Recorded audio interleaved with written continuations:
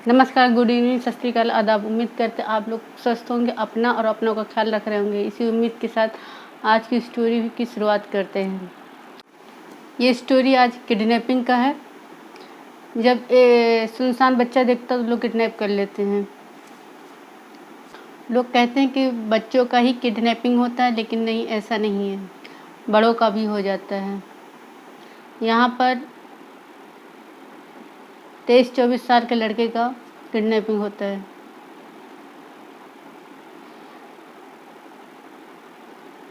वो कैसे किडनैप होता है, कैसे बाहर चला जाता है अपने राज्य से, फिर कैसे वापस आता है और कौन कौन इसकी मदद करता है, ये सब है। इससे पहले ही एक किडनैपिंग का हुआ था, वो भी उसी तरह से ही वापस आया था।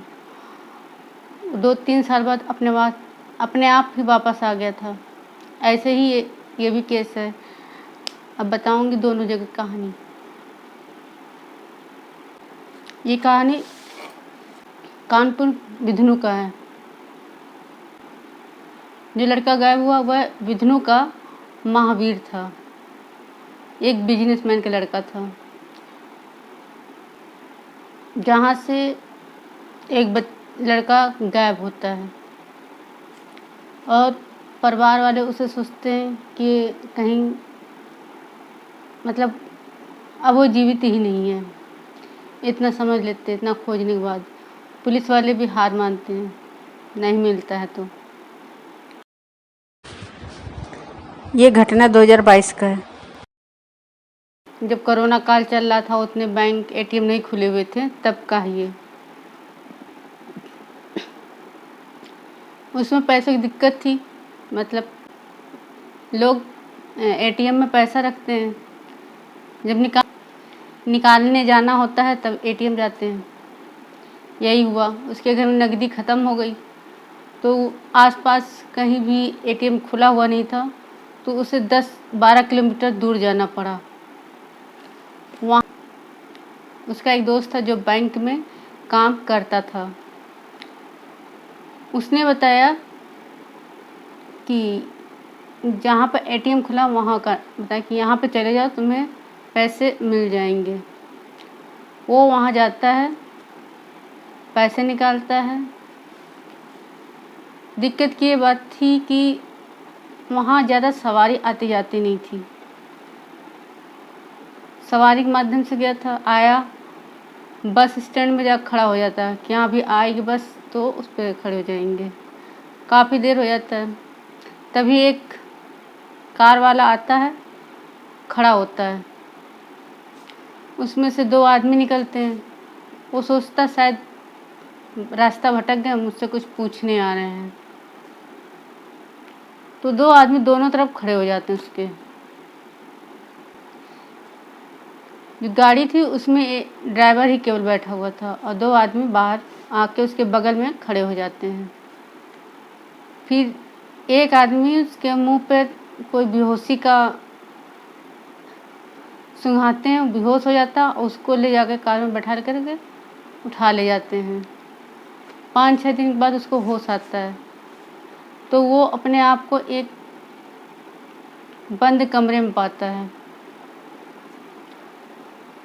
और वो लोग ऐसी भाषा बोलते थे जिसमें उसको किसी बात की समझ नहीं थी कि क्या बोल रहे हैं, क्या नहीं बोल रहे हैं, कहाँ हैं हम, कहाँ नहीं।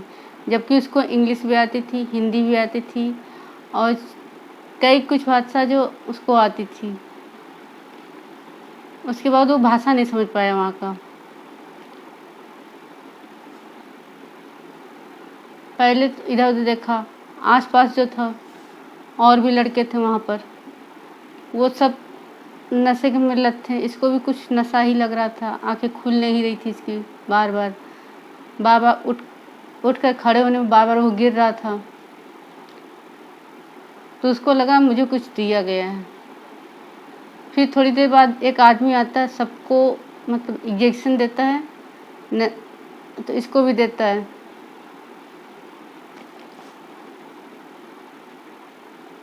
फिर ये वैसे ही लत हो जाता है। ऐसा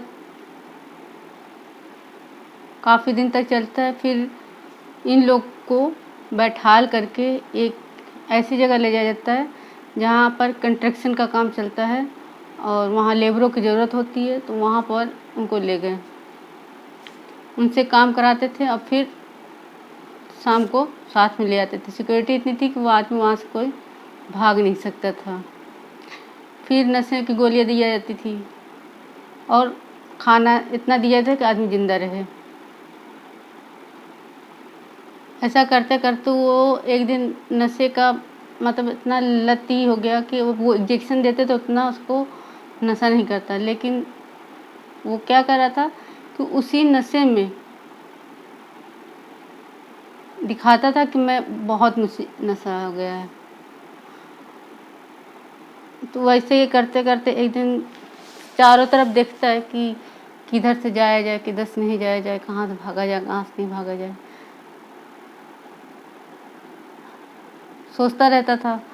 तो एक दिन अंधेरा होता है, अंधेरे में वो चुपके से किस तरह निकलने की कोशिश कर लेता है, निकल जाता है। पूरी रात चलता रहता है, पूरे रास्ते भर वो चलता रहता है, रास्ता पता नहीं कहाँ जाना है कहाँ नहीं जाना है, चलता रहता है।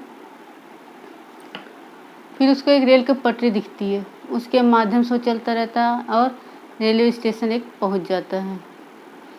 जैसे ही पहली गाड़ी आती है उसमें वो चढ़ लेता है, क्योंकि उसको उन लोग से बहुत दूर जाना था। उस पर वो चढ़ लेता है।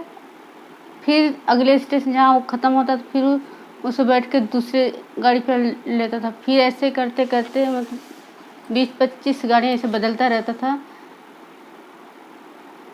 हफ्तों गुजर गए उसको करने में कि हम ऐसी जगह पहुंच जाएं जिसका हम नाम पढ़ सकें, जान सकें कि कहाँ पर है कहाँ पर नहीं, जहाँ के लोगों की भाषा हम समझ सकें क्या है। तब करते करते वो जाता बिहार के दरभंगा, उसमें रेलवे स्टेशन पर वहाँ उतरता है। दरभंगा देखता है तो समझ जाता है कि ये बिहार का है और दरभंगा रेलवे स्टेशन, अब मैं यहाँ से नहीं। वहाँ पर पूछता है कि मुझे कानपुर जाना है, कैसे जाएं, कौन सी गाड़ी जाती है। उसको लोग बताते हैं इस गाड़ी में जाओ, लेकिन अब इतने दिन तक था तो अपनी भूख प्यास भी उसको मिटानी थी, तो उसी जिस बोगी में चढ़ता था वहीं वो मांगना शुरू कर देता था और सब उसे देते थे। उसी पैसे से वो अपना खाना पीना सब कुछ कर रहा था। एक दिन पहुंचता है रेलवे स्टेशन, वहाँ उतरता है और अभी इसको रास्ता बस कानपुर रेलवे स्टेशन का नाम पता है, क्योंकि ऑलरेडी उसका जो नशा था, नशे की वजह से था, सारा चीज़ वो दिमाग से मिट चुका था कि हम कहाँ के रहने वाले कहाँ नहीं। बस उसको इतना पता था कि मैं यूपी का हूँ और कानपुर का हूँ, इसके सिवा कुछ नहीं पता। जब वो कानपुर उतरता है तब सोचता है कहाँ जाना है कहाँ नहीं जाना है, लेकिन तभी उसको प्यास लगती है और वो फिर पानी लोग पी की बोतल फेंक देते हैं ना डस्टबिन, तो उसमें ढूंढता रहता है कि पानी मिल जाए पीऊँ उसको, लेकिन बोलता रहता है कि प्यास लगी है पानी दे, प्यास लगी, ऐसे बोलता रहता है। तभी बाद में सीआरएफ के जवान जो होते हैं वो राउंड पे रहते हैं। उस समय सीआरएफ के जवान जो है वो राउंड पे रहते हैं, वो देखते हैं कि ये आदमी प्यासा है लड़का, तो वो पानी की बोतल लिए रहता है एक सीआरएफ जवान, वो पानी दे देता है। तभी वो उसको थैंक यू बोलता है। तो फिर जो आगे ऑफिसर रहता है उसका दिमाग जो थोड़ा ठनकता है कि आम तौर पर कोई भिखारी थैंक यू नहीं बोलता है, जो कि प्रोफेशनल होते हैं भिखारी वो थैंक यू नहीं बोलते हैं। यहाँ पर ये थैंक यू बोल रहा, मतलब ये भिखारी प्रोफेशनल तौर पर ये भिखारी नहीं है, ये समझ जाता है। फिर कुछ दूर पे जाने पर वो अफसर अपने टीम से कहता है कि इसको पकड़ के ले चलो। सब उसको पकड़ के ले जाते हैं। तो एक जो रहता ऑफिसर रहता है, उसको इंग्लिश आती थी, उसने इंग्लिश में पूछा तो उसने इंग्लिश में ही जवाब दिया। तब और भी क्लियर हो गया कि ये भिखारी नहीं है। तब पूछता है तुम्हारा नाम क्या है? तो कहता है मेरा नाम महावीर है। कहाँ रहते हो? तो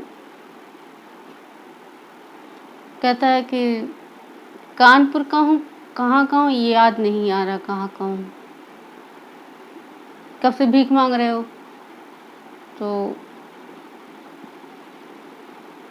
कह रहा है कि मैं भिखारी नहीं हूँ, पेट खातिर मैं भीख केवल मांग रहा हूँ, और मैं किसी से भाग के यहाँ पर आया हूँ। तो कहते किससे भाग के आए हो? तो फैमिली से। नहीं, फैमिली के पास तो मुझे जाना है, ऐसे बोलता है। फैमिली के पास तो मुझे जाना है। एक आदमी है जो मुझे सुई देता है और मुझे नशा हो जाता है। मैं अपने घर का पता भूल चुका हूँ। तब वो मतलब देर नहीं लगती उन लोग को समझने में कि ये कुछ और ही बात है। तो कहता है कि अच्छा, जितना भी तक जानते हो उतना हमको बताओ। फिर वो बताता है कि मैं कैसे बैंक से पैसा निकालने गया, कैसे मुझे 2 आदमी किडनैप किए, फिर कहाँ रखें, और नशे की सुई देते थे। वहाँ की भाषा नहीं समझता था मैं, शायद इधर का नहीं है, कहीं साउथ है, मतलब दक्षिण भारत का ही रहा होगा, वहीं लग रहा था, क्योंकि मुझे इंग्लिश भी आती है, हिंदी भी आती है। उनकी भाषा मैंने इसमें उनसे मैं छिप कर भागा हूँ यहाँ, और वहाँ से भागते भागते यहाँ पहुँचा हूँ, इतने लोग में। तो फिर पुलिस वाला कहता कि तुम्हें किसी का अपने का नंबर पता है? तब फिर कहता अभी तो नहीं पता मुझे। फिर सोचता बैठे। पुलिस वाला कहता जो डालो दिमाग में, कोई ना कोई नंबर याद आएगा जिस पर। तभी एक बगल वाला पुलिस वाला कहता है साहब, इसकी थोड़ा खिला पिला दिया जाए तो शायद सोचने में और आसानी रहेगी। उसको लाते हैं, खिलाते पिलाते हैं, बढ़िया से रखते हैं, तब तक उसको एक नंबर याद आता है। तुरंत भाग के आता है, साहब मुझे एक नंबर याद है। नंबर बताता किस, पूछते हैं अफसर किसका नंबर है? तो वो महावीर बताता कि ये राजेंद्र कुमार का है। ये कौन है? ये मेरे चचेरे भाई हैं। कहाँ रहते हैं? ये नहीं मालूम। अच्छा, तब फिर जो ऑफिसर रहता है वो फ़ोन करता है उस पर। पूछते हैं कि आप राजेंद्र बोल रहे हैं, राजेंद्र कुमार? तो वो कहता हाँ, मैं राजेंद्र कुमार बोल रहा हूँ। कहते यहाँ पर एक शख्स खड़ा मेरे सामने जो अपना नाम महावीर बता रहा है। तो महावीर नाम सुनते ही वो चौंक जाता थोड़ा सा, क्योंकि महावीर नाम का व्यक्ति तो 2 साल पहले ही खोया हुआ था। तो उसने क्या जानता तो मेरे भाई है, और 2 साल पहले ही खो गया, अभी तक मिला नहीं। आप कौन बोल रहे हैं? तो पुलिस वाला कहता मैं पुलिस वाला बोल रहा हूँ। तो उसको विश्वास नहीं होता, कहता मुझे विश्वास नहीं, कोई पैरवी हो गया आप। तो फिर वो कहता है अच्छा रुक जाओ, अभी मैं वीडियो कॉल करता हूँ। तो फिर वो वीडियो कॉल करता है। वीडियो कॉल करता है, पहले अपने आप को दिखाता है, अपना परिचय देता है, मैं कानपुर सेंट्रल से हूँ, CRP का जवान हूँ, और मैं जिस शख्स पकड़ के लाया हूँ वो मेरे सामने खड़ा है, अभी उसके सामने फ़ोटो दिखाता हूँ, पहचानो। दिखाता है तो बाल दाढ़ी इतने बढ़े हुए होते कि वो पहचान नहीं पाता है, लेकिन वो देखते पहचान जाता है। तब वो बोलता है राजेंद्र भैया। जैसे आवाज़ सुनता है वो समझ जाता है, कहता है कि मैं तो महावीर, तुम यहाँ कैसे पहुँच गए? फिर पुलिस वाला पहचान गया कि हाँ ये मेरे भाई है, उसको वहीं रोक के रखिए, मैं अभी लेने आऊँगा। और वो भाई जो फिर वो भाई गुरुग्राम यानी पंजाब में फ़ोन करता, क्योंकि उसका एक भाई गुरुग्राम में एक कंपनी में काम करता था। वहाँ से वो परिवार आता है 2-3 दिन के बाद, फिर देखता है और जो पुलिस वाले रहते हैं उसको फैमिली के सपुर्द कर देते हैं। ऐसी एक कहानी हसनपुर की है।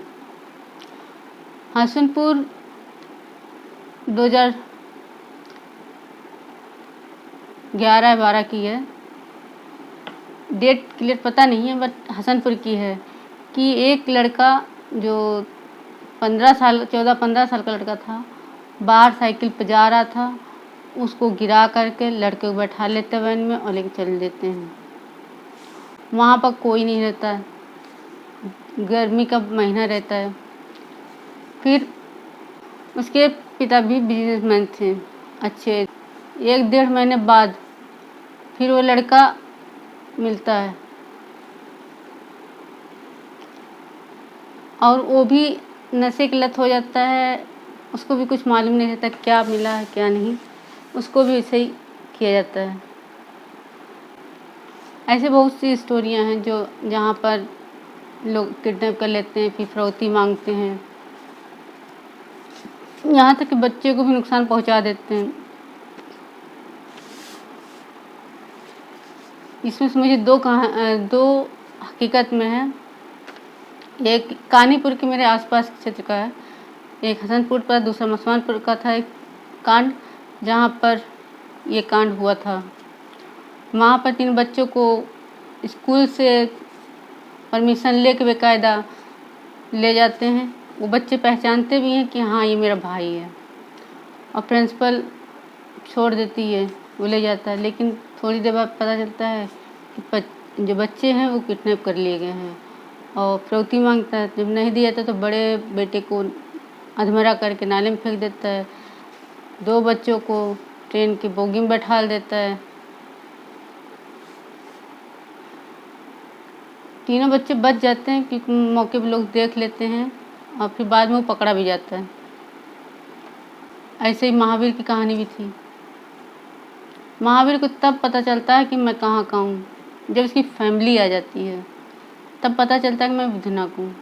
एक नंबर बता देता है कि ये फैमिली इस फैमिली का है, ये इस परिवार का है, ये यहाँ का रहने वाला है। और एक थैंक यू शब्द पकड़ा देता है कि ये प्रोफेशनल भिखारी नहीं है, कुछ और बात है। और उसकी सीआरएफ जवान जो उसकी मदद करते हैं और उसके परिवार तक पहुंचाते हैं। स्टोरियाँ सुनने से लोगों को ऐसी स्टोरियाँ सुनने से लोग थोड़ा सचेत हो जाते हैं कि हमें किस तरह से रहना है, किस तरह से नहीं रहना। सावधानी आदमी बरतता है और अपने बच्चों को सीख देता है कि जब तक हम लोग ना आए या फैमिली कोई ना आए तब तक किसी के साथ नहीं जाना है। ये भी सीख देता है स्टोरी। आजकल भी चल भी रहा, बहुत से ऐसे लोग हैं जो किडनैप कर लेते हैं और अपने काम में लोग उसका यूज भी कर रहे हैं।